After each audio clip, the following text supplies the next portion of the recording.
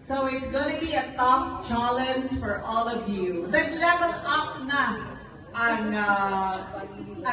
Iloilo Doctors College School of Nursing. So, sabi nyo, it is going to be really a challenge para sa inyo talaga.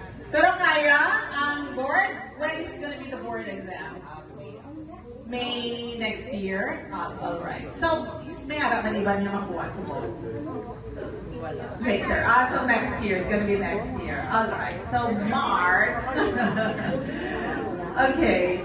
We know na tamaan kabudlay ang nursing, of course. Diba? But the reward is really great once nga maka-work ka na as a registered nurse and you pass the NCLEX and work abroad.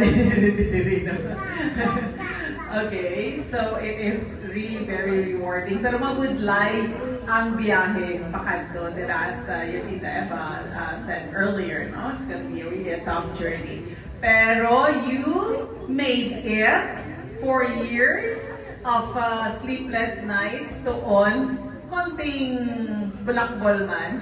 Pero you made it, and congratulations in 4 years. We, on behalf of your family, we are extremely proud of you, and I'm pretty sure that your mom and dad, the 18 years old, kaga 17,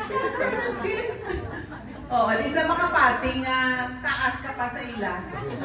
Sa height, hindi. At least nakapating, the very young age, sa ilang age, no? Naka-produce sila, reproduce. Oo, sa isa ka. Guwapo, agree? Maalam, very smart, isa ka achiever na bata. So, we are really proud of you. You can see Mama Epps, most especially. Yes. A favorite na ako kay birthday ni Martin. So, kung sino may birthday, favorite ako.